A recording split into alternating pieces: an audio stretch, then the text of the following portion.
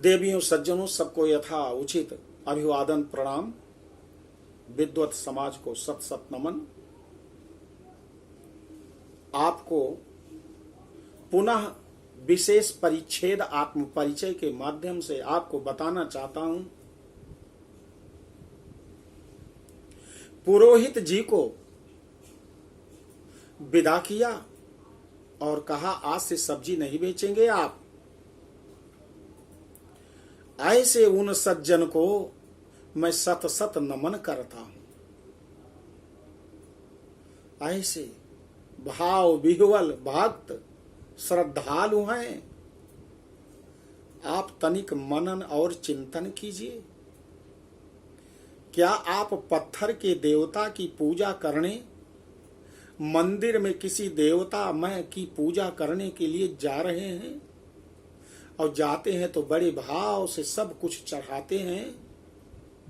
मैं विरोध न मंदिर का कर रहा हूं, न किसी भी प्रकार से विरोध कर रहा हूं, लेकिन इस पृथ्वी पर भगवान विष्णु ने कहा कि पुरोहित या ब्राह्मण, ब्राह्मणो अस्माहु, कि ब्राह्मण जो है भगवान विष्णु के मुख हैं। ओम सहस्त्र शीर्षा पुरुषा सहस्त्राक्षा सहस्त्रपात सा भूमि ग्वं सर्वता स्पृत्वा तिष्ठत् दशांगुलं। ब्राह्मणो अस्मुखमासु आसीत बाहु राजान्यः कृतः ऊरुः तद्यदस् वैश्या पदाभ्या ग्वं शूद्रो अजायत। ब्राह्मणो अस्तु मुखम आसीत, भगवान के मुख ब्राह्मण है। मुख सूखा है, वेद मंत्र नहीं निकलेंगे। नवरात्र में आप लोगों ने यज्ञ अनुष्ठान अपने आप स्वतः कर लिया। पुरोहित आते थे, उनको आप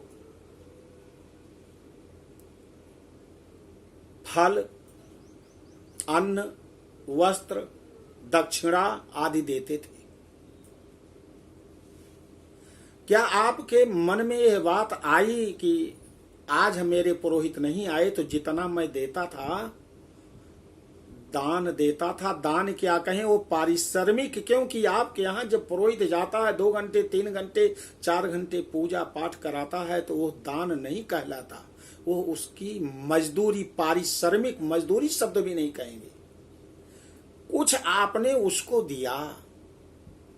और यदि स्वतः आपने यज्ञ हवन पूजा पाठ कर लिया तो जितना आप देते हैं यदि उतना आप अपने पुरोहित को दे दें तो इसको दान कहते हैं।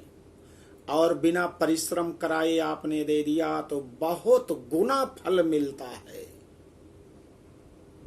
लेकिन आपके मन में, लोगों के मन में आता है कि मैंने स्वयं कर लिया तो क्यों मैं दूं? आप ग्रहण के समय, पूर्णिमा के समय, संक्रांति के समय जितना भी दान करते हैं उस दान से ज्यादा महत्व इस महामारी कोविड-19 में जो आपके पुरोहित हैं, आप उनको खाने की व्यवस्था, वस्त्र की व्यवस्था, चिकित्सा की व्यवस्था, जो जिस क्षेत्र में है आपका कर्म है, गवर्नमेंट नहीं, क्योंकि पुरोहित आपसे जुड़े हुए हैं। और हर पुरोहित के पास कम से कम 40-50 जजमान तो होंगे ही। यदि वह थोड़ा थोड़ा एक दिन के लिए उनके भोजन की व्यवस्था कर दें तो 2-3 महीने के लिए तो निकल ही जाएगा। मैं ये नहीं कहना चाहता हूं कि आप बहुत कुछ दीजिए, जिसकी जो क्षमता है वो आप दे सकते हैं। चना, चबैना, अनाज, सब्जी, फल, जो आपकी इच्छा है, जितना है, कम से कम में भी, तो यह सबसे बड़ी पूजा है। इधर किसी का ध्यान नहीं जा रहा है। क्योंकि जब पूजा पाठ आरंभ होता है, शादी विवाह होता है, तब तो परिश्रम करके उनको लक्ष्मी जी की कृपा मिलती ही है। और उस समय दिया गया दान से ज्यादा इस समय जब वो बैठे अपने घरों में पूजा पाठ कर रहे हैं,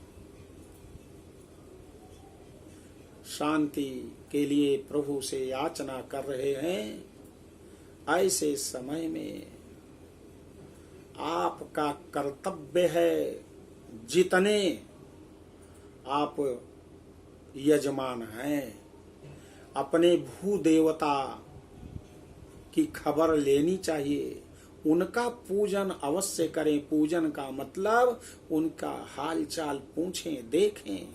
वो आपसे नहीं कहेंगे, उनके चेहरे पर मुस्कुराहट रहेगी, लेकिन आपका धर्म क्या कहता है। सबसे बड़ा दान है अन्नदान।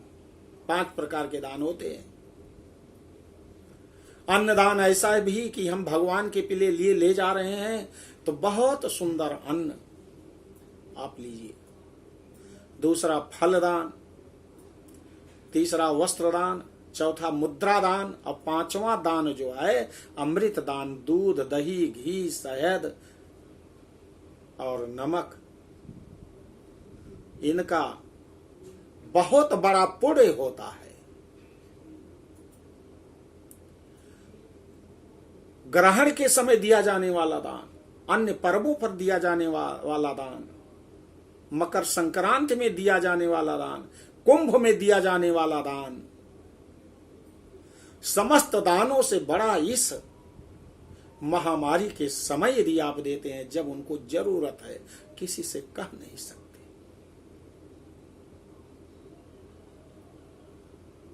बहुत फलदायी है। उनकी पूजा का फल आपको मिलेगा। एक एक मंत्र बोलेंगे, आपको मिलेगा। आपके पुरोहित यदि आपके यहाँ आ जाते हैं, 1 गिलास जल भी पी लें तो समझ लो कुछ न कुछ विघ्न व्यवधान अपने साथ लिए चले जा रहे हैं। इसलिए कोविड-19 में देवताओं की कृपा हमें अवश्य प्राप्त होगी यदि अपने भूदेवता पुरोहित, आपको मैं बताना चाहता हूं कि संसार में जितने बिजनेसमैन हैं, जैसे डॉक्टर हैं, वकील हैं, पुलिस विभाग में हैं, वो सब प्रार्थना करते हैं कि हे प्रभु, मेरा हॉस्पिटल बहुत बढ़िया चले। हॉस्पिटल बढ़िया कैसे चलेगा?